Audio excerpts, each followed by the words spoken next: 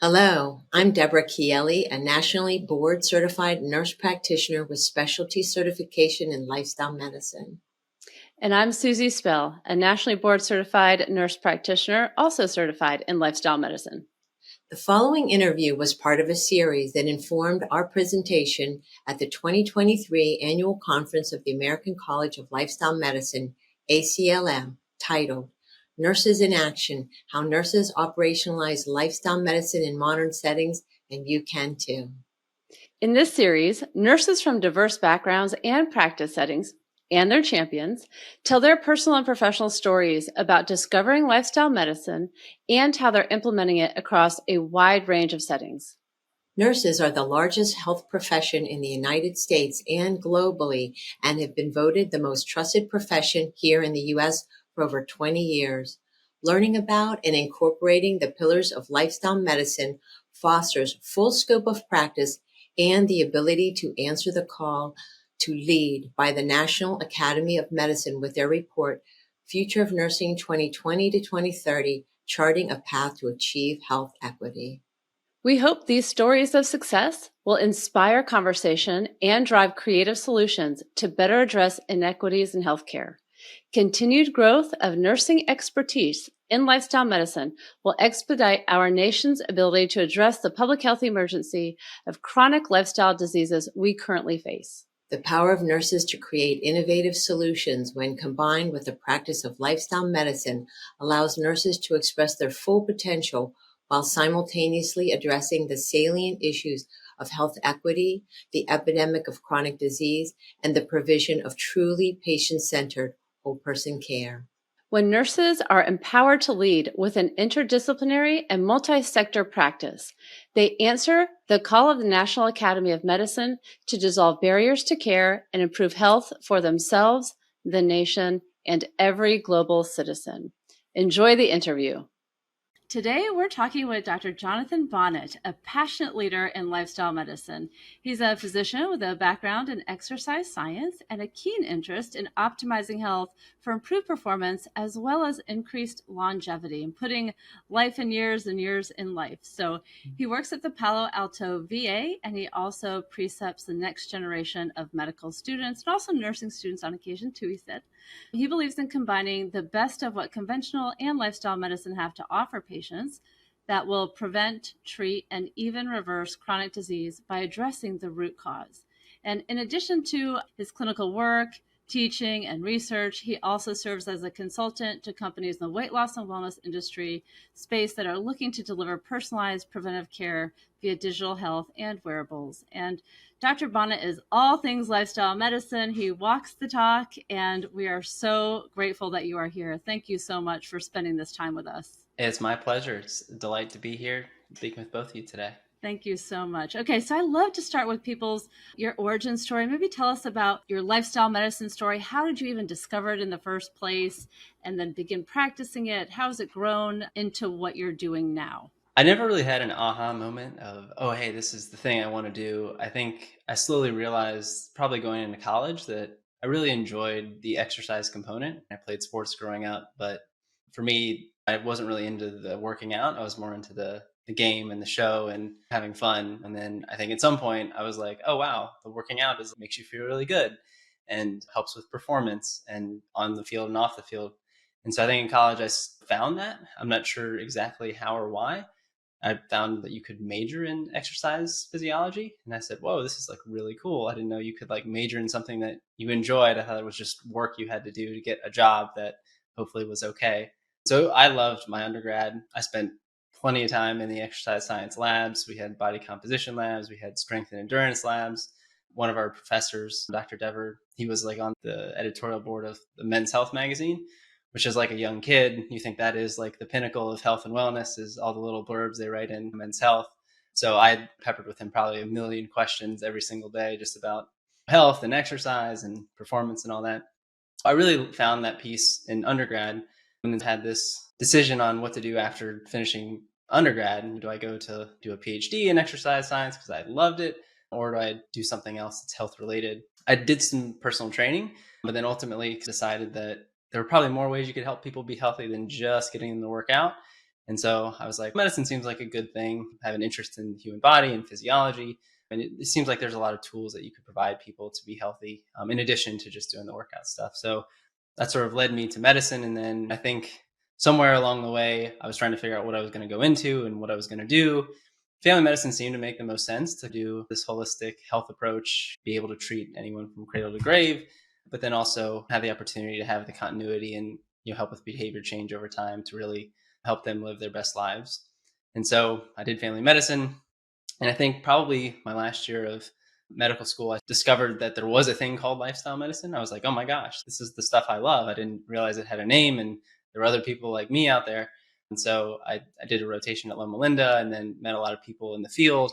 And then when I went to do my intern year, I went to one of the ACLM conferences. This was back in, I think, 2012. So a little over a decade ago. Feels like yesterday, but I guess it was a while ago. It was a small conference and there were only a couple hundred people there in Washington, D.C. Basically all the luminary people there and everyone who was on the board was there. Like all the old timer people were there because they were the people who were basically bringing the field to fruition. It was really fun. I definitely felt like so much energy and joy and just being around the same kind of people doing stuff that I really thought was pretty profound and really impactful. And so that sort of was when I realized I was like, hey, I need to get involved and do this in whatever capacity I can for career. And so professionally, I spent a lot of time with them in a myriad of roles as I went through sort of residency and then doing a sports fellowship, and then have just integrated it as much as I could wherever I was, whatever I was doing. So I think do what I can clinically to incorporate it and is taking you through the rest of my journey. So I finished my sports medicine fellowship, which was wonderful. I had super fun time. And to me, it made a lot of sense to work with a population that basically was already active and got injured and now wants to be active again. Thinking that what a great population to work with to then try to instill other lifestyle behaviors with as well. Presumably many of them are interested in physical performance, but also just overall health and wellness too. So it was a good population. I worked with them for a number of years. I was the team physician at Emory for a couple of years, which was a lot of fun working with athletes and students. And then after the end of COVID, I realized working virtually was pretty fun and pretty nice. And so I had gotten board certified in obesity medicine about a year after I did sports medicine. And again, to me, they're all pretty similar. The foundation of obesity medicine is lifestyle medicine, which is diet, exercise, sleep, stress, all those other things that get rolled into weight. And so it wasn't a big extension to just do the additional training for obesity medicine and thinking that, hey, maybe someday I'll use that. And then turns out about a year and a half ago, I took a job completely remotely doing obesity medicine sort of full time at the Palo Alto VA. Again, really cool opportunity. One of the best applications I've seen of lifestyle medicine within traditional medicine, really, because a lot of our focus really is on behavior change and working with patients to change all the lifestyle things in conjunction with whether they're using weight loss medications or they've had bariatric surgery. So anyways, that's the, I guess, A to Z for my initial involvement, but there's been lots of other detours and things along the way. Great. Thank you so much for that story. It sounds like that was the path carved out for you from the beginning, and then you realized that, oh, this is actually a thing. We hear that over and over, people who are just interested in wellness, and then they discover lifestyle medicine as an actual subspecialty and really dive in. We appreciate that. And what I'd like to know next, maybe, excuse me, would be, what does your team look like? You said that where you are now is really a great example of instituting or operationalizing lifestyle medicine within the boundaries of what we think of as just conventional medicine. So what does it actually look like? Who's on the team? How do you work? Tell us what it's like. Yeah, so we're very fortunate at the VA, at least in this clinic, in this setup. They basically decided that obesity medicine was going to be its own specialty. So it is separate from primary care. All of our patients have their primary care doctor to take care of their normal things that they would need, all of their acute care. And then we're a referral service. So just like you would send somebody to a nephrologist or an orthopedic surgeon or an endocrinologist, you can send somebody to the weight management center. Which then they come to us. So there are some criteria. So most of our patients typically do have higher BMIs and typically have more complicated obesity or multiple comorbidities that have come along with it. And so our team, again, we're fairly nicely staffed, I think, and we have anywhere, depending on how you want to count them, but we have at least 3 to, I guess we just hired our 8th provider. And so we have some divisions within our clinic, but we have about 8 providers. I think we have 8 physicians and we have 1 NP seeing patients. And then we also have nurses, obviously, on our team to help manage some of the care and do care coordination. We also have a physical therapist who is our clinics, and we also have a dietitian, and we have a behavioral psychologist. We're all basically under our umbrella. So we have a pretty, comprehensive team that is able to offer all those services to people. And the beautiful thing about the VA is the coverage is basically covered. And so there's not copays for veterans. So there's very few barriers. They basically, if you want to see a dietitian, I can put in a referral and you can see the dietitian in a month and have a visit with them, or a physical therapist or behavioral psychologist, in addition to seeing the medical or the providers or physicians or our NP. So they have a lot of good resources that basically we can offer patients to really provide a much more rounded approach versus just a physician. And maybe they'll choose to do a dietitian, but they're gonna have to pay out of pocket and have copays, and it can become pretty expensive for patients to do. We have a pretty nice team right now, and we're hoping we'll continue to have good support and funding to continue. Yes, that sounds amazing. Yeah, it's pretty good. Yeah, that's like gold star for you guys, right? Yeah. So tell me, I'm interested in how that team, if you know the story of how the team was created, where the thought came from, how it actually became the clinic it is. Were there key people that really drove that to say, this is what we need here? Do you know how it evolved, the history of the clinic? I can share some of the details. I probably don't know all of them. My boss has probably been in her role for almost 20 years now in that clinic. And it was literally just her for, I don't know, probably 5 or 10 years by herself doing this. So she has been the pioneer of this clinic and bringing it to be what it is today. And we just basically had a probably tripling of the clinic in the last 2 years. And so we got a lot of additional resources to expand what she had been doing historically in there. I mean, it started primarily for bariatric surgery because those patients really do need a home. And then I think with the expansion of services and funding and money, then we can extend care beyond to just surgical patients, and then look into patients who, needed medical management, or who were just interested in lifestyle things or had complicated obesity. And then I think from the obesity standpoint, the way they approach the condition, the general recommendations are to have an intensive dietary component, a physical activity, and a behavioral component. So those are the 3 pillars of obesity treatment. And so that basically is what our clinic mirrors and provides foundationally each of those. And so that's, I think, conceptually, that's what it evolved into, and probably at least some of the ideas of where it actually was derived from. That sounds great. So snowball picking up steam, right? So do you know where the funding comes from? I know it's, if they're veterans, I'm guessing, are they covered by, it must be governmental insurance that they have, but does funding come from the government for that clinic specifically? The bottom line is it comes from you, and it comes from the Right. taxpayers of the United States to pay for it. I believe that, I'm fairly certain the VA is part of the military budget, but it basically is not only providing all the funding for military operations, but also the care of active combatants and veterans who have come out of the military, which I think is a wonderful thing. If you talk about people being willing to sacrifice their lives, I think the least we can do is be willing to take care of them from the trauma and the combat and things that they had to go through to do it. But the funding from the VA, and it's a national system. It's basically the largest health system in the world because it is a federal system. I don't actually know if they have a site in every state, but they have facilities all around or within a certain distance so that veterans can get access and get care. And then they do have individual sites. And so each individual site basically runs on its own, but they get funding from the government based on the number of veterans they have and the services they need to provide and things like that. Same thing with our clinic. So you basically have to submit your budgets on how much money you need and why you need it, and justify why you exist and what services you're providing. So all the good normal things of any bureaucratic system or large operation where everyone's fighting for dollars for them. And so everybody thinks they're the most important and are all too overworked and overwhelmed. At the end of the day, they're trying to disperse the dollars in a way that makes financial sense to provide the best care for veterans across the board. And typically the services at VA are covered. They do so adjustments for income. So like people who have very little income or cannot afford it basically it's not completely free. It's like a $5 or $7 copay for medications or things like that. But a lot of the clinical care does not have copays or anything that comes with it.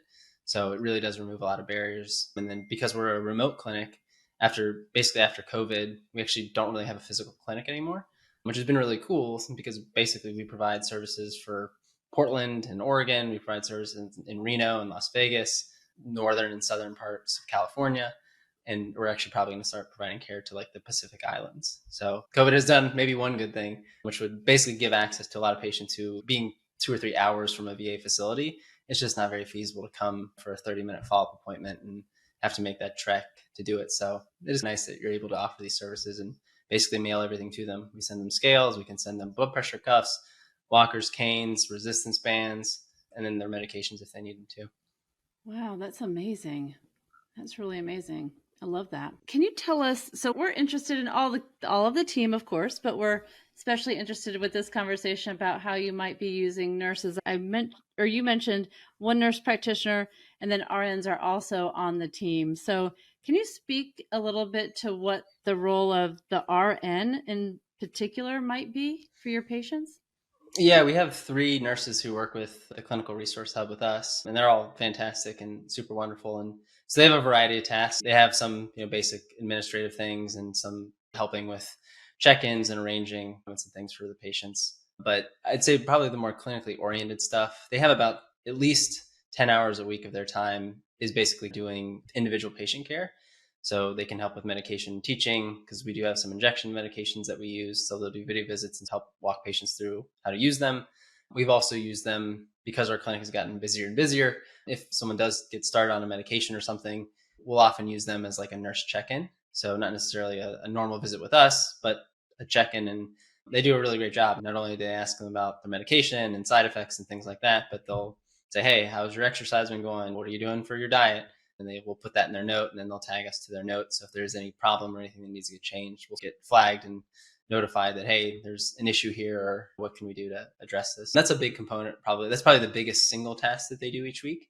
They'll do individual visits, and then they also will do group visits or for patients who are just kind of titrating medications. They obviously help us manage just patient requests and messages of, hey, I have a question about this, or hey, here's an update on what I'm doing, and hey, is it okay if I try this, or things like that. So if they're appropriate for the nurses to just answer, they will thankfully just take care of it for us to cut down a little bit on some of the extra messaging that we have to do later on. And those are probably the biggest things. They also help. We do some group visits, and so they help with some of the management of that as well. So it's nice to have a clinical person to help do some check-in and management of patients. I'm trying to think. I think those are most of the primary tasks. Obviously, we give them things to do all the time. Of Right. Hey, can you call this patient? They need this thing, or hey, can you help me out with doing X or Y or Z? And they're pretty good also about even just helping with logistical things that probably are not technically part of their job, but just to make our clinic run smoothly, they do a really lovely job with that. And I guess they also, one of them actually does some of our, unfortunately, like for surgery, you have to do like a lot of chart digging. And so they do a wonderful job pulling up all the studies and things that we would need to find. Because sometimes, since we have patients all over the country, you have to go into different systems and do a lot of digging and stuff. So they do some of that too, which is probably the less sexy, less fun work, but super valuable. And of course, I'm a little bit biased, right? But I feel like nurses can wear so many hats. Yeah. I think it's one of the great things is they can help if there's a scheduling issue or problem, or if a patient needs a follow-up call or has a clinical question. A lot of times they can take care and address it. And then obviously we have some good cheerleaders in our clinic too, just to encourage patients and things like that, which is an unspoken thing that I think is actually really important for patients to do. Yes. And what we've discovered is having really good relationships with patients, and nurses get the most touch points with patients. And so they can really develop those nice relationships. But what are the groups like that you run or that they help with? Yeah, so we have a couple of different ones. We have some surgical groups. So if people are interested in surgery, basically they're informative to try and explain a little bit about what they are and what to expect and make sure you really are interested in this. And then, I don't do a ton of the surgical stuff. I do more of the medication and like the diet and lifestyle parts of it. So I primarily run medication groups, which they're basically a 3-part series. So it's for patients who think they are interested in weight loss medications, but we try and build a comprehensive program in around that. So it's not just, hey, you're coming here to get a prescription. It's the first group you come and you spend 30 minutes with our physical therapist doing exercise in real time with resistance bands that we send them so they can do at home.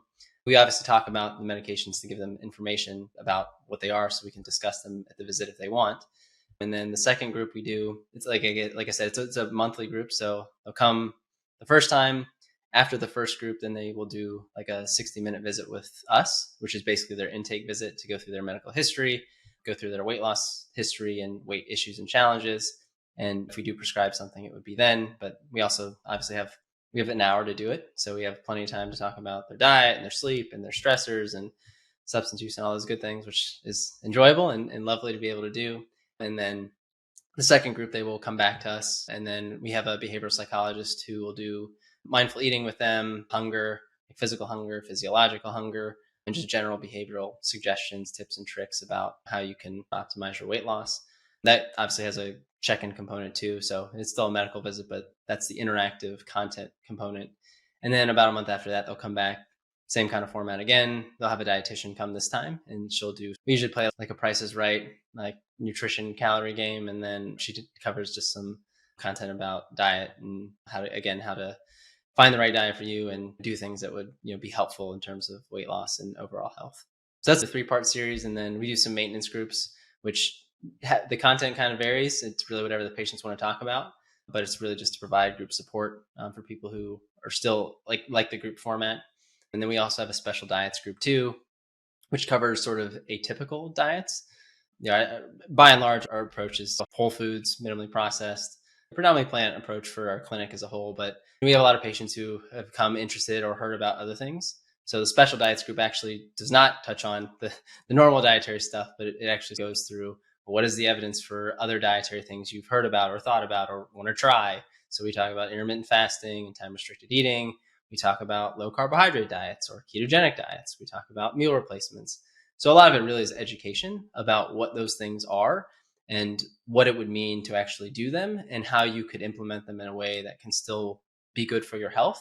And so a lot of it is trying to help correct misconceptions that are out there and to help people understand what it would mean to do that. And I'd love to say we have everybody come to the special diets track and everybody leaves with the special diets, but I'd say in general, very few people actually end up on any of the special diets after we go through them. And part of that is being realistic about expectations of what you might expect on it and also what it would mean to try and eat this kind of way for a prolonged period of time. So I think it's actually a very good service, although most people may not intuitively come away with what you might suggest of, oh, they come to special diets and everyone walks away on keto. I have maybe 1 or 2 patients who've chosen to do that. But I would say the overwhelming majority, they understand a bit more about what it is. And I think just having that recognition helps them make choices that are going to be much more sustainable for them and realistic to actually achieve their goals. Yeah, that sounds amazing. Yeah. So those are all our groups that we do. It's a lot of education. And the nurses help with the educational piece of it? Sometimes. So they usually have a nurse or one of our health techs is with us for the group just to help manage the group. They'll be in there to check in patients and they'll have conversations with them and they'll interject if they have anything to say. When we do demonstrations, a lot of times they will be the ones who will do it for us. And then obviously they're contacting all the patients before the visit, during the visit, or I guess before the visit. And usually we have a follow-up correspondence with them afterwards. So the nurses definitely have plenty of opportunities to get in touch with them. Usually we're doing most of the content for the group with the specialists I told you about who come and join us, which is nice. But the nice thing about the group is all the patients get to meet the entire team, basically. So they get an opportunity to say, hey, here's a physical therapist. Do you want to do stuff like this? We have classes every day you can join. It's free. We send you a link. And so they get to experience it and they can say, oh, okay, like I saw the dietitian, I talked with her. Yeah, I think I do want to have a visit with her. So part of it is also just getting them used to the idea and warmed up and say, hey, this is the person who can work with you. That's the other sort of part of that is to try and help people utilize the services we have. Right. Yeah, that's amazing. And nurse practitioners and physicians and DOs and PAs can all bill with E&M codes, and that's pretty cut and dry. As we've talked to people, we've discovered that Medicare in particular has some activities that nurses are doing that are billable. So do you know if your nurses are doing anything that's billable? It's still an area to expand. It's certainly not worked out totally, but do you know anything about that? So the VA is nice in that we still have to do all the same billing that you guys use and do the same codes. It's mostly more for internal purposes and tracking. In theory, they sometimes will bill insurance as private or patients' private insurance. So the VA basically covers its care, but if a veteran comes and they have Blue Cross Blue Shield or Aetna or some other insurance provider too, if they're doing a visit that would be appropriate to send to their insurance company, then we would bill that. In terms of the nurses, so the visits they are doing would be billable. They get credit for all the individual patient care hours that they're doing. And those would be billable. We're not collecting any money on it. The VA basically said we're not trying to make money from the weight loss services, which again, nice for us, but yeah, somebody still has to foot that bill and cover the cost from it. But the VA is basically doing that. So those would be the main thing that they could cover. And then I think whenever there's a phone visit with patients, so if they're meeting sufficient criteria for time or complexity, then they could bill that as a visit as well. I think those are probably the main things that they could bill to get paid for. So a lot of the work that they do, unfortunately, wouldn't be directly billable. It's still intricate to our clinic. It's just, they're just providing services that we're not going to get reimbursed from an insurance company on. But I'm sure other people probably have better ideas about the nursing codes. I think I struggle to keep up with all of my codes that I'm supposed to know and the new ones that come out. The way Deborah likes to explain it, which I'm taking the words out of her mouth, but she's usually, the nurses are on the loss side of the balance sheet. And we don't have good ways to capture the RN level activities, which are integral for a lot of healthcare, but we're just not capturing it in the same way that you would capture your work. Yes. We do put them on our visits. So like when they're in a group with us, they're copied on that. I don't know how much credit they're getting. And obviously the VA would only be billing it as a medical visit. It would be captured in there. But when the nurses are doing their own one-on-ones, they would capture all that and then any monies that came from it. That's great, because it's at least a way to track activities, if nothing else, right? Yeah. The VA is big on bean counting. So you need to allocate your time and show that you are actually working and that all the money that they're fronting is going to something good. Yes. So maybe I'll turn it over to Deborah. Deborah, do you want to take over and ask a little bit about the future of nursing and that kind of thing? Sure. Thank you, Susie.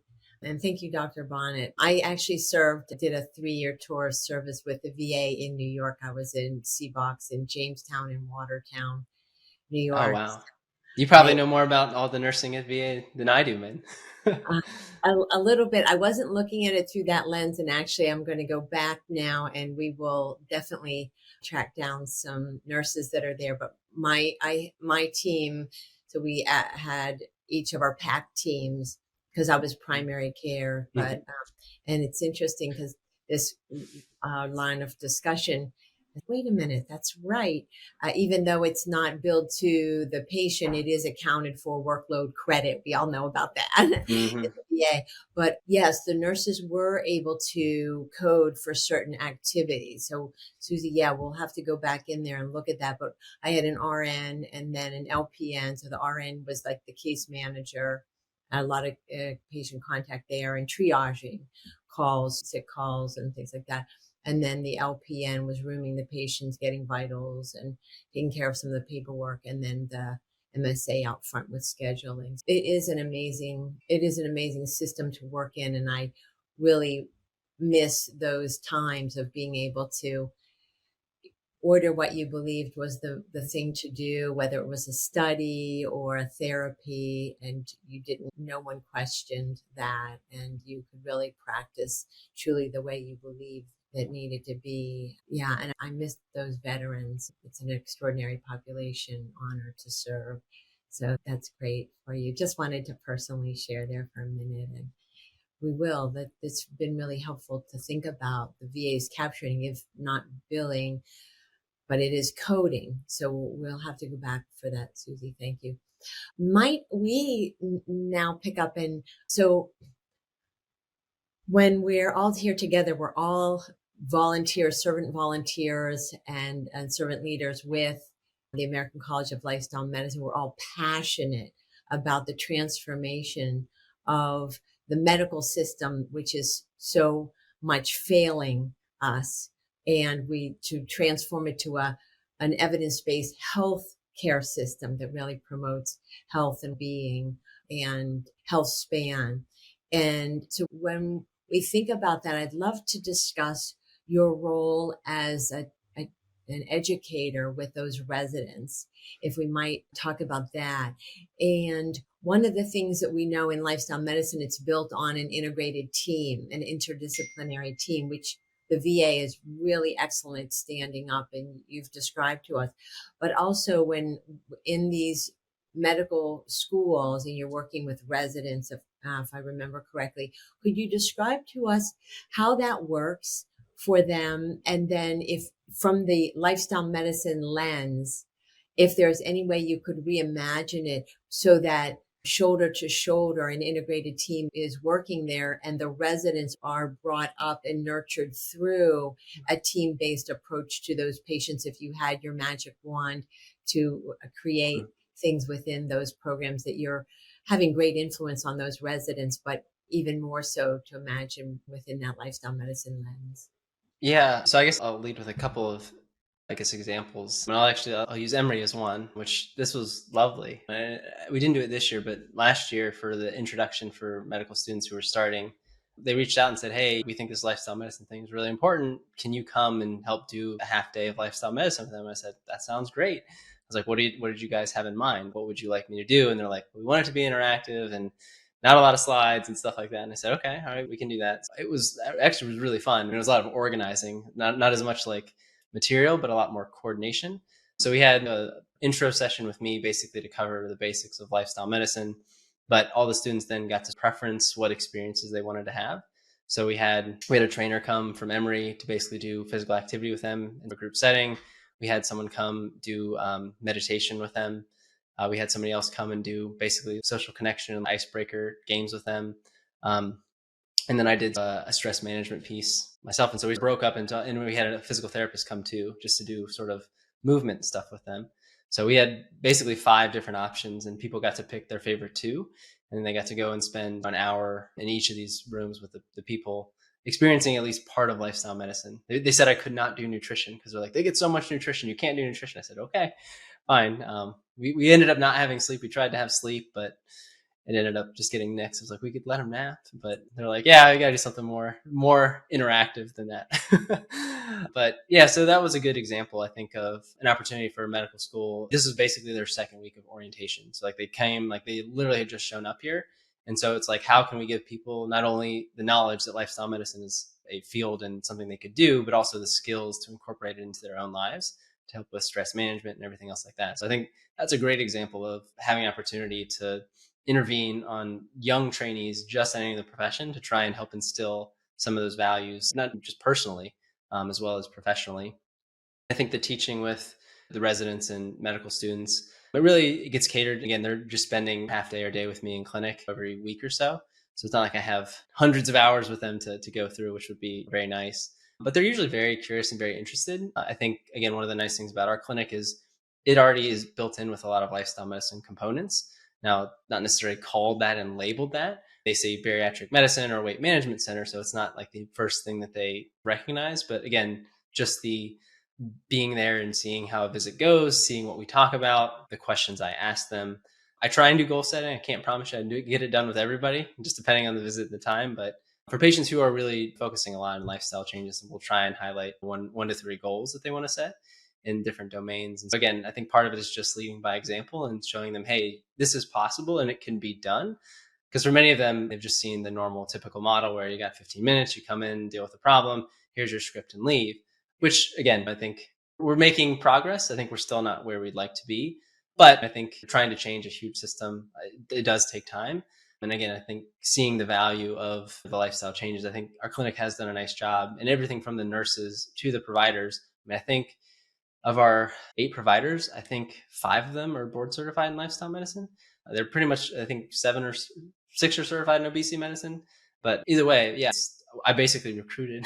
I've recruited 2 of my friends, Michelle Hauser, she was on the board at FACLM and she's a chef and put together FACLM's culinary curriculum. She was how I learned about the position from. So she was here doing this. She started all the med groups. She actually had a cooking class once a month that patients would come to, and it was a group visit. She would basically be a chef, and it was great because I helped see the patients because we'd have 40 patients who'd come to this. So we'd split up the patients to do the check-ins, and then they'd all get to watch the cooking presentation with her. And we did it virtually, which was downside is you don't get to eat any of the good food she made, but plus side is you can have lots of people there and resource-wise it's a bit better.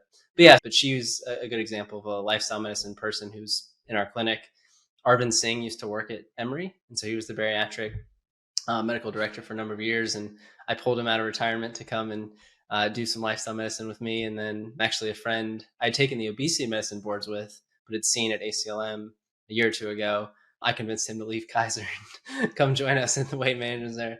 So I feel over the years, I've been able to recruit people who really share the same passion. So no matter who they're seeing, they're getting that flavor of, hey, I'm going to get asked these questions. These are important. I need to have some kind of answer to them. So again, if residents are rotating with me, hopefully it's not that different from if they're rotating with another colleague or someone else in terms of what we're trying to focus on and where our emphasis is. That's wonderful. That's such a ripple effect forward to affect the next generation, the next class, medical students and residents. How beautiful that must feel. Yeah, and we have a lifestyle medicine interest group at Emory as well. So I know you guys are aware of, and you guys have been involved with that some too. Yeah, I think there's opportunities like that where you can also recruit even beyond the walls of just medicine. We have nursing, we have public health, undergrad students, but really there's no any student who's on campus who's interested in it can show up and meet other people who feel similarly. So I think there's lots of outreach opportunities. And then obviously there are presentations and webinars and plenty of CMEs that you can connect with. So I think the nice thing is when I started, there was literally like we had started the professionals and training group and there was like 3 of us. Like it was not very big. And now there's like hundreds of LMIGs across the country. And so there's just a groundswell of people who are interested in it and excited about it. And there's just a lot more resources and things available for students of any level. And there's undergrad students who have lifestyle medicine interest groups and are doing 5Ks. And I was like, I wasn't even thinking about lifestyle when I was going into college as a freshman.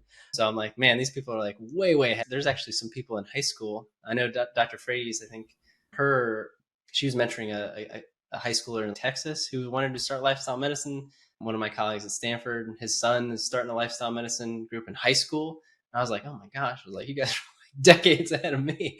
I think just it being around and available and getting the word out to everybody does ultimately trickle down. And so you can find people a lot earlier who might be interested. And then hopefully it will then have the trickle up effect because all those people will be going through training and hopefully wanting to contribute and spread the word too. Wow, that is a really powerful tool. Some of the things that we're looking for exactly that is vehicles for accelerating exponentially the transformation in it sounds, and also bringing a team together so that we're not working in silos. All the dietitians are over here and the physicians are over here and the nurses are here, but we're working together as a community and as the design of lifestyle medicine is. And it sounds as though that the MIGs, the lifestyle medicine interest groups, are just, they're growing and the resources are becoming much more rich. And it's expanding downward from the medical schools on down now it's at the high school level. So this is really going to be a transformational vehicle for pretty much everything into the community in those high schools and those parents that have the connection with those students that are every day coming home to them, not to the dorm room, and then on up. That's really, you painted a really powerful and exciting and uplifting picture. No, thank you. Yeah. Can I make one other quick comment? Oh, yeah. So I was invited to the CDC for one of their national meetings for physical activity and nutrition and obesity. And one of their major focuses is on childhood obesity. So they're really in the business of prevention, and which makes sense. You would start with children versus adults if you're trying to prevent obesity in our country. But they had a bunch of partners who basically were from all different walks of life. I mean, we had people who were representing like breastfeeding organizations. We had people representing like trails and parks in America. And we had physical activity, and we had the American Heart. Like it had all these really cool partners. But one of the things I thought was really cool is a lot of their focus on the programming for the kids is with the idea that you use the child as the change agent. So you treat the children, or not treat, but you basically provide programming for kids in grade school or elementary school or whatever age you can reach them.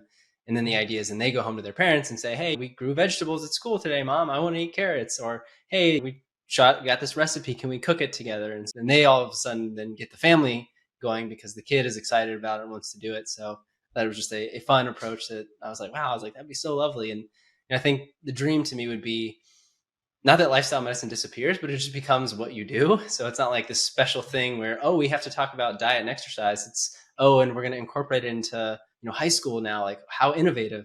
It's what if it was just part of, we had recess for, I don't know, as long as I can remember. And now like recess is disappearing. And at some point we fed kids healthy food in school. And so it just makes you think that at some point, if lifestyle medicine works, it would basically just become the culture and it wouldn't become a thing, quote unquote, that you have to do and set aside time for. It's, hey, we go for a walk in our community and we get fresh, healthy food and eat it for dinner. And we have strong social connections and things like that. So I think that would be the dream of lifestyle medicine, would be to make itself not special specific, but just infuse itself into life around us.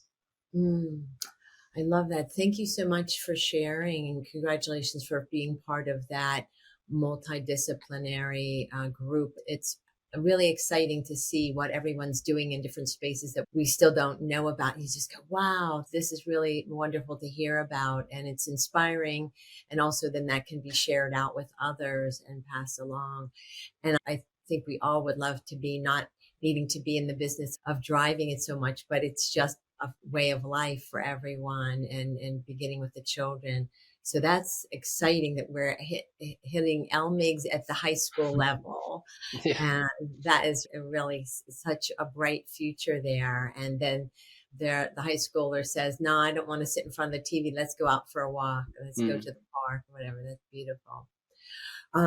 Another form of transformation of the system has been called for, and it's one of the hopes of Susie and myself in this project, is Nurses in Action, how nurses operationalize lifestyle medicine in these modern times, and others can. And part of it is, our mission is to describe what all nurses can do, because a lot of times there's misunderstanding, even among nurses, about what this broad and deep scope of practice is, because just like there used to be recess in school, but now it's getting crowded out with other things, with all the medications and this, a lot of the legacy and code and paradigm of nursing, it just gets squished in between all these other things. And there's this rich legacy of literally, it is lifestyle medicine that nurses are grounded in the founding from Florence Nightingale on up. It was addressing those things, the food, the fresh air, the physical activity, all of that. We're hoping to connect the dots between the integrated and interdisciplinary team of lifestyle medicine that is part of the description of what lifestyle medicine is when it's implemented, and the nursing scope of practice to help inform and inspire about all that nurses can do for a clinic or a team. And then also to connect that with the National Academy of Medicine Future of Nursing report. So if I can just share a brief paragraph here, is that all of us at ACLM are passionate about lifestyle medicine, committed to the transformation of the medical system we're currently operating in. And tragically, we're number one in cost. We're more than double the average cost of our peer nations in the world. And our life expectancy is below that of any of our peers. And our mortalities, again, there with declining life expectancies versus those of our peers. We have a third in a series from the National Academies. This one is the 2020-2030 Charting a Path to Achieve Health Equity. And that one is really informed by the COVID pandemic that's shone a light on the social determinants of health that were impacting communities that were suffering more greatly from COVID versus others. And this Future of Nursing report, it's a third in a series, continues to call out the central role of nursing in achieving high quality, accessible, compassionate care that individual families, communities richly deserve. And the report by the president of the National Academies, Dr. Zhao, says the nation cannot achieve true health equity without nurses, which means it must do better for nurses, supporting charting a path for themselves while they work to serve others. There are 4 million nurses in the nation, and it's saying that now more than ever, we need to ask nurses to play a more central leadership role. So we're wondering, with all of your lens, with the VA, that is our most comprehensive system of healthcare, and it is what we can imagine with this integrative team, and then teaching future doctors, and then being in a leadership role as a leader of an LMIG, and then of the boards, and so many roles that you're playing in trying to accelerate the adoption of lifestyle medicine across the country. Might you imagine with us ways that we in lifestyle medicine can help to synergize with the goals of the future of nursing to address some of these very basic underlying social determinants of health: diet, stress, access to health care, through engaging these 4 million nurses of the nation. So we're wondering how we can bring this Venn diagram picture that we have in our minds. Here we are, passionate in lifestyle medicine, and the National Academy's team, the committee, passionate about really using these same tools. Nurses are not prescribing, but nurses have the most time with patients, the most trusted profession. How we can synergize all of this, and wondering from the many roles that you have envisioning the future where this is just a given. Might you imagine this with us, and what we might all do together here coming out of this 1-hour workshop together for going forward for the future for nursing in lifestyle medicine? Yeah, that was beautiful. Yeah, I think there's a lot of opportunity. And I think the nice thing is that nurses can wear a lot of hats and they have a lot of skill sets. So my wife is a nurse. She ended up going into public health. So she got a PhD in nursing and did public health. And so she works at the CDC. So she's doing really preventive care on a national scale, which if you're looking for avenues for nurses, that is certainly one that you could think about, which is probably not the first thing people think of when you think of a nurse. So again, I think it speaks to the broad potential and options of how you can make a difference. And it may not be in the obvious way of, hey, I'm going to go talk to a patient and deliver lifestyle medicine to them. Although certainly you can do that. And that is a wonderful use of your time and your skills. Because like you said, a lot of it is just getting the patient's expectations and mindset of, hey, this is important. Everyone on the team is asking me about this. I probably should care about this some. So I think, again, that starts with the first provider they see. So if the nurse is a person calling them in the waiting room to come back to a clinic room or in the hospital, you're bringing them their tray of food, you're turning out the lights so they can go to sleep at night. You're basically an integral part of all of their behavioral aspects when they're in a hospital. And then you're the first and last touch point once the patient is checked in. And so I think all of those are opportunities to have tiny conversations, ask a question, make a comment, be like, oh, I see your running shoes. Are those really comfortable? Do you walk in them or whatever? Small things like that, I think, can still be very impactful in a way that you don't need to have a 30-minute conversation about exercise. But if you made a comment about, oh, their shoes and then being active or something, it means a lot to patients. And I can't tell you how many patients are like, have a conversation. There's some random person on the street saw me walking and they said something nice about me getting in shape or running a race or something, and they just get really motivated to do it. I think I would never look past the opportunities. And again, if you spend more time with patients than anybody else, you have perhaps the most opportunities to just sort of to do that. And again, I think, and again, the better relationships you have with patients, the more trust they have in you, the more they'll confide in you and open up and say, oh, why haven't I been eating better? And it's, oh, hey, I've been really depressed, or someone in my family's been struggling and we haven't had time, or I couldn't afford the food. And they may not even be willing to say that in a visit. But if you have enough time with them, you can learn some of the nuances behind maybe some of their behaviors that maybe aren't always apparent or patients may not even know. So I think it depends on who you are and what role you're in. But I think nursing can cover a wide swath of things. And so whether you're just calling patients on the phone or checking in with them or with them briefly, or our nurses have a whole visit with them, they basically can do all of those things directly. But I think even thinking about how you can do it indirectly, or if you're a nurse administrator or you're talking about education, again, how can you impart that as part of your culture of supporting your other fellow nurses or other trainees who are with you to embrace personal lifestyle medicine habits as well.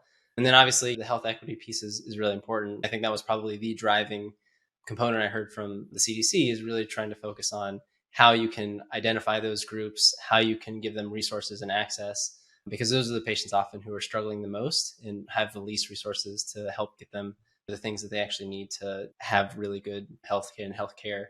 Yeah, I think a lot of it is just being attuned and being aware, building those relationships, being open and honest with people, and then realizing that you can play a very important role, but it may not be the one that you envision. Like you could certainly be an NP and you could be the one in the visit and doing all the the nursing stuff with them. But I think it's equally important, all of the things that happen around the visit too. That's so beautifully said. All those roles that a nurse can play and all of those things in and around the visit, from those very first touch points to noticing a pair of sneakers and saying, wow, you walk in, that's really great. Or just those things really can leave a huge impression. And when when they are, um, part of a conversation with someone that is really caring as part of their very role and connecting and assessing for those kinds of things, whether it be whether someone's walking and why they may not be because they don't have a safe neighborhood or they didn't have the money for the sneakers, or even having to do with medications. If it's a nurse, they may not be prescribing them, but if a patient isn't taking their medications, nurses are actually taught to assess for the reasons why, environmental reasons, economic reasons. So it's a perfect pairing as part of that team that's assessing for those and really trying to move the needle on addressing the social determinants of health. Yeah, and I think they can play a huge role in patient advocacy, which is what you were alluding to. I have my nurses text me all the time, hey, I got off the phone with this patient, and hey, I'm worried about this, or hey, there's a message that came in that we need to figure out and take care of. And again, I think being just out there and aware of what patients are telling them, I think is really helpful, because it doesn't always notify us immediately, but they can be a person who will get our attention. So I think that's, again, another nice role that you can play. Thank you. Advocacy is, I think, the middle name of most nurses out there. Yeah. You had to have that middle name there to go to nursing school. But that's beautiful that the description of that advocacy is that phone call. And oftentimes the patient may mention that to the nurse that rooms them every day or sees them at the bedside, and maybe not to the physician. They feel like, I don't want to bother the doctor with that. So they'll mention it to the nurse, and then the nurse can then refer that up, and then you can look into what can be done, especially at the VA where you have those resources, which is a beautiful thing. Love to ask you about how you think, working with these medical students and residents, how you think we might better come together with the nursing side of this and informing physicians and new physicians, just as they're being informed about lifestyle medicine and having some of these beautiful times with you training and practicing this, but about actually the scope of practice of nurses, so that in the future, when they go out, many times we're in this acute care model, but there are so many roles for nurses, even within that. And then beyond that, in the community that we know, for example, your wife, and public health nursing and community nursing, and even in outpatient clinical settings. Might you have any ideas of how we in ACLM, for this workshop, we're hoping to come out with assets, what we might do, a handout or other educational tools or experiences or video to describe this is what that nurse is actually able to do for you in your clinic or as your partner in that practice. Yeah, I think for a lot of people, it's probably just putting things on their radar. I'm sure you could probably come up with a list of things and I'd say, oh, wow, I didn't realize a nurse could do that. That's awesome. So I think part of it is just the recognition of, hey, these are all of the roles that you could come up with, or you and 10 of your peers can come up with. Because it's probably pretty expansive, and I'm fairly certain I would not be able to recreate that list. I probably would get a fraction of the things that are on there.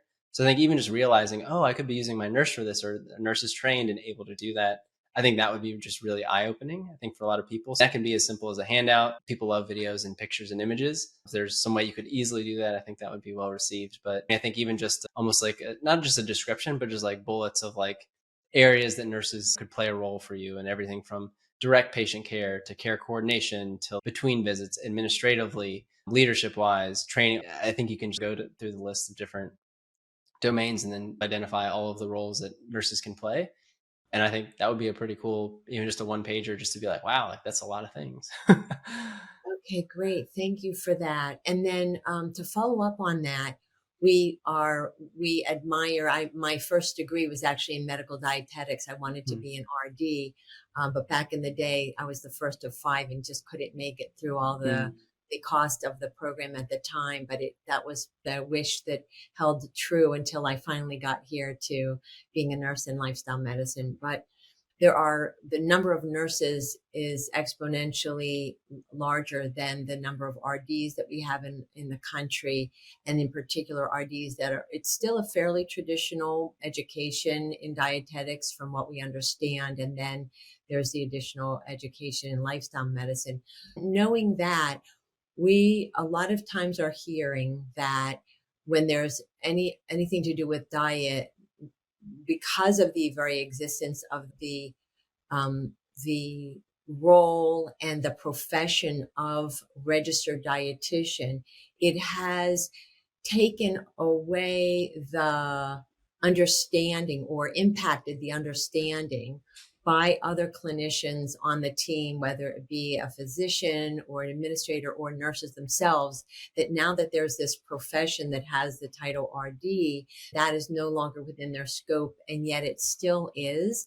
And in fact, nurses have an entire semester of a 3-credit course in nutrition, and it is part of the code and the scope of practice. I guess what I'd like to know is, how do you think we might be able to, do you have any ideas about how we might be able to also overcome that in that particular realm of lifestyle? We know that most people would think, oh, it would be okay for that nurse to say, it would be great if we could set a goal of 30 minutes of walking or 10,000 steps on that Apple Watch or whatever a day. But when it comes to education about basic evidence-based nutrition, including even where a lot of the guidelines are going for even the American College of Cardiology, it's almost that's the realm of dietitians, and yet it was originally the realm of nurses. Any thoughts about how we might undo some of the confusion there for the team? It's probably a charged subject. I don't know if I have an easy answer for you guys. I think part of it is doing our best to utilize the skill sets of the teams we have. If you have access and availability to dietitians, it's wonderful to use them. I think if you don't have access, though, or obviously there's a lot of other touch points too, I don't think there's necessarily harm in advocating for what are considered generally healthy practices. And I think even going beyond that of just saying, I don't think there's anything wrong with saying, endorsing guidelines or saying, hey, these are the guidelines for this. You are encouraged. You could use My Plate or whatever or agency you want to use. But I think even, again, just politely broaching the subject with patients if they're interested. And then also just sharing any of the guideline stuff, to me, is a pretty unoffensive thing that you can do. And you can't be wrong when you just say the guidelines for the USDA or the American Heart Association dietary guidelines are this. Nobody can fault you. It's just a fact. You can just read it verbatim on their website. I think when people can get into trouble, I think, is if you decide that the diet that I have is the best and it is my personal concoction of a bunch of things, and I'm going to try and deliver this to everyone who will listen. I think then you can start to run into challenges because, again, not to say that you're not a qualified person, but if they have challenges or issues with your particular view, I think that's when you can run into problems. But I think, again, by and large, just fundamentals of healthy eating are pretty obvious to most folks. I think just not eating processed foods, for example, or minimizing caloric beverages, minimizing added sugars, added fats, things like that, I think most people are pretty on board with, no matter who you are. And I think delivering messages like that is really good to hear from multiple different people in different ways, in different positions. I only have so much time that I can spend with the patient, but I would love my nurses to reinforce the things that I have said. I would love for the patients to hear that 100 times from everyone they walk around to, so they're hearing it everywhere, every place. But I think consistency is important. So I think as long as the general message is good, I think you can be a very good reinforcer.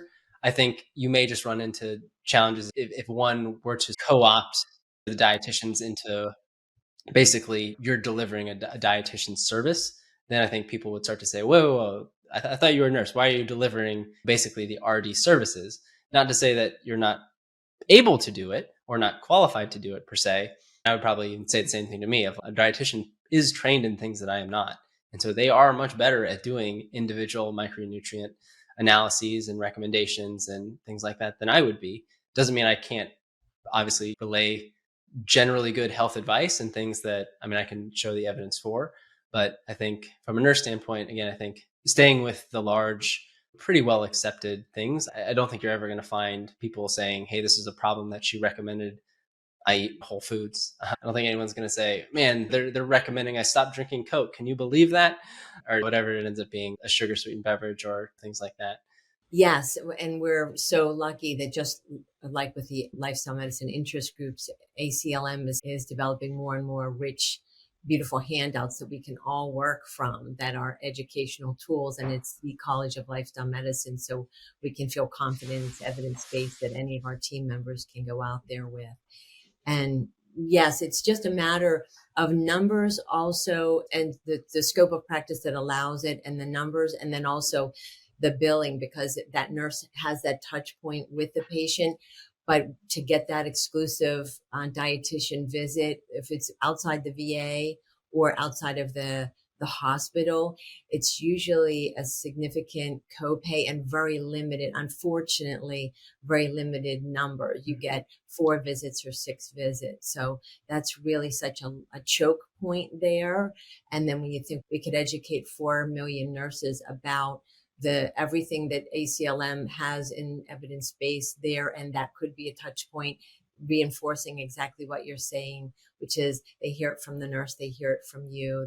Yeah, or you can just give them a handout and say, hey, were you aware of this? Or was this a handout that you'd be interested in? They can ask you a question about it. If they're like, oh, that's interesting.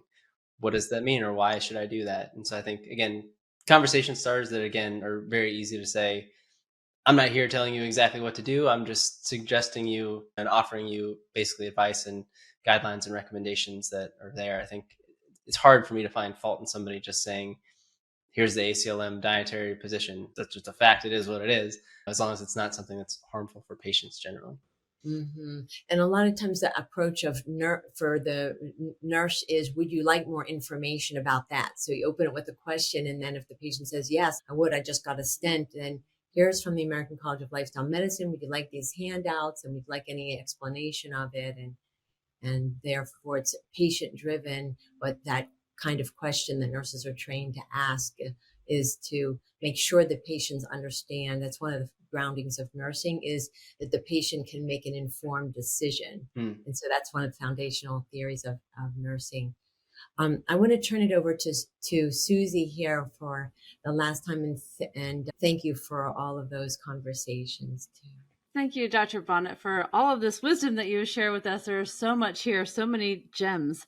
And there were a couple that I particularly liked, which was when you were talking about the nurse being in charge of all the behavioral aspects of a patient who's hospitalized. That was like, oh my gosh, light bulb, because we really are. When we turn the lights off, if we turn them on all the way, do we really need to turn them on all the way when we go do a set of vital signs or whatever? Knowing the things about sleep and all of that kind of thing. So I think those are great. And you said finding the opportunities for those tiny conversations, which nurses and everyone on the healthcare team could do. So that's awesome. And thank you for everything that you've shared with us. Is there anything else? I know we've kept you over an hour now, but is there anything we didn't talk about that you think you'd like to share? I mean, I think we covered a lot of good things. I think you guys are probably the nurse experts here. I'm like, why are they interviewing me about all the nurse things? But I will say nurses are super lovely to have as part of the team. And I think a lot of the contributions, like you guys said, are probably overlooked, overshadowed, underappreciated.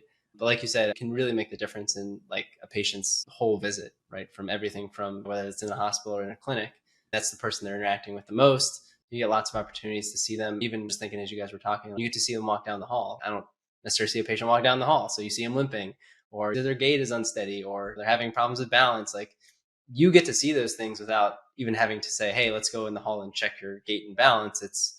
You just can intuitively infer things like that. I think the only thing I'll share, and I think we talked about it before, and I was just thinking about other ways to utilize nurses and things. So one of my projects has been working on validating this lifestyle medicine assessment for folks. But again, I think another great opportunity where a nurse, even before the providers have lots to do, and sometimes it's hard to have them do one more thing. Like, oh, I got to give them the survey too, and then you got to interpret it. But even just something like that, I think being able to just offer to them so patients could just fill it out. If nothing else, it would be wonderful if the provider could follow up with it or the nurse could follow up with it. But even just for patients to be able to see something like that. And again, mostly as a conversation starter, So they can say, oh, wow, I'm doing really good in this area, but oh, hey, maybe I do need to address something here, or even to then show it to the provider and say, oh, wow, did you know that this patient is like not sleeping very much at all? Maybe that's a good thing to flag for them to explore more fully if they can. So I think even things like that, but I think that's all part of the nudges of lifestyle medicine that we alluded to, that I think all of you are doing a wonderful job offering patients. Yes, thank you for that. That's a great idea. It's almost like you're triaging them for lifestyle medicine. Yeah. Or figuring out where they're at, or like in assessing, Yeah. and then also figuring out, I think the other thing you guys mentioned too, and which I like Deborah's question, but again, those motivational interviewing things of not, hey, let me tell you how great lifestyle medicine is and let me tell you what to do. It's, hey, where are you at today? Have you thought about your health? What's important to you? Are there any changes you want to make in your life, or in your health? Would it be better? Are you happy with your exercise program, or do you feel like your diet is where you want it to be? Again, just open-ended questions like that can then let the patients sort of come to you saying, yeah, I know, I really do want to make some changes. And you say, oh, what have you been thinking about doing? So I think, again, just conversations like that, I think, can be really eye-opening to patients. Yes, I agree.